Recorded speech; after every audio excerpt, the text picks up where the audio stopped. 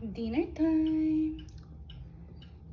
And cabbage time for Tiger.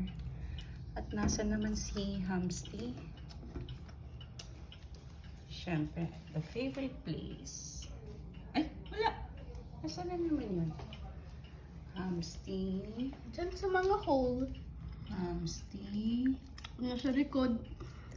I think, nandun ba si Hamsty?